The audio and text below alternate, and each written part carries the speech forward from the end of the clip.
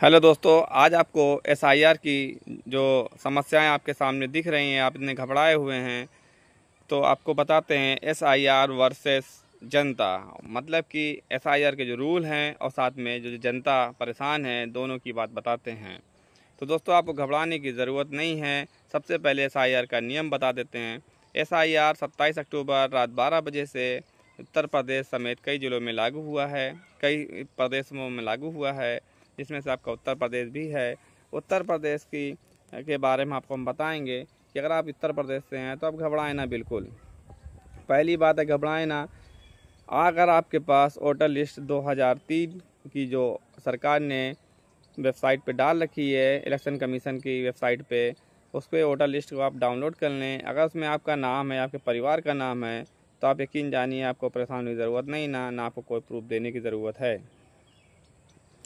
और उसका कुछ नियम है, जो 1986 से पहले पैदा हुए हैं उन लोग को प्रूफ देने की आवश्यकता नहीं है, सिर्फ वोटर लिस्ट में नाम ही होना काफ़ी है।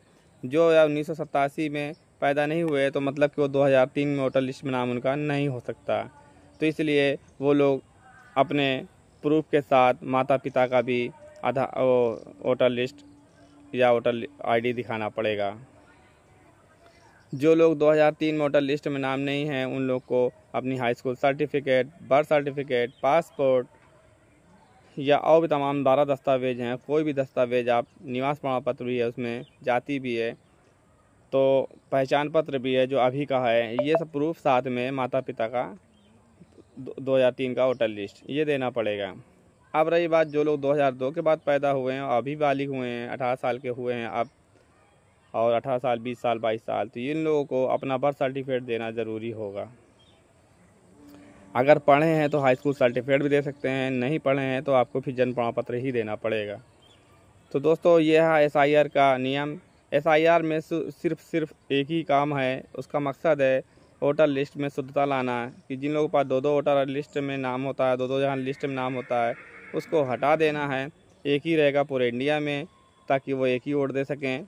दूसरा है कि जो लोग इंडियन नहीं होते हैं, बाहर से छिप के आके रहने लगते हैं, कमाने लगते हैं और फिर अपनी वोटर लिस्ट धीरे से बनवा लेते हैं, वोटर आईडी बनवा लेते हैं, आधार बना लेते हैं, हर चीज़ बनवा लेते हैं, तो उनकी नागरिकता को परखने के लिए, जांचने के लिए कि वह नागरिक हैं भी कि नहीं, इसलिए वोटर लिस्ट की गहन पुनरीक्षण यानी एसआईआर हो रहा है।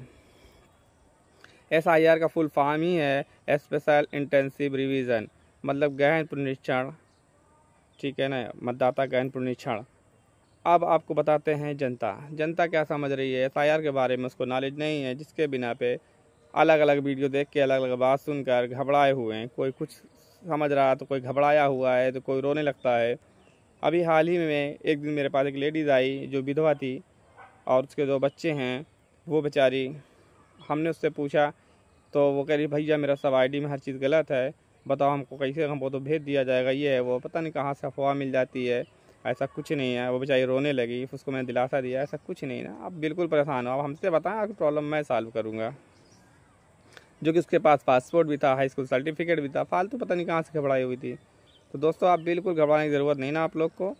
सही तरीका यही है कि आपको एकदम आसानी से एसआईआर को समझना है। सिर्फ 2-3 बातें हैं, उससे गौर फिक्र कर लें और अपने डॉक्यूमेंट तैयार कर लें। हाँ, ये बिल्कुल सही बात है कि जो लोग 1987 के बाद पैदा हुए हैं वो लोग अपने जो भी डॉक्यूमेंट हो, वो निवास प्रमाण पत्र हो या जाति प्रमाण पत्र हो या फिर आधार कार्ड हो, पैन कार्ड हो या बैंक पासबुक हो, यानी कि एक आईडी प्रूफ, एक एज प्रूफ, एक एड्रेस प्रूफ, ये 3 प्रूफ होते हैं। जो तीनों प्रूफ में कुछ आईडियाँ सारे प्रूफ माने जाते हैं, कुछ अलग अलग माने जाते हैं। तो कुल मिला के जो लेटेस्ट प्रूफ होंगे वो आप देंगे। उम्र मेन साबित करना होता है इसमें, क्योंकि मतदाता मतलब ये होता है 18 साल के बाद आप मतदान कर सकते हैं, वोटर बन सकते हैं। तो 18 साल वालों का साबित करना पड़ता है एज के लिए आपको हाई स्कूल सर्टिफिकेट या फिर टीसी या बर्थ सर्टिफिकेट या पासपोर्ट, ये 4 आईडी मानी जाएगी।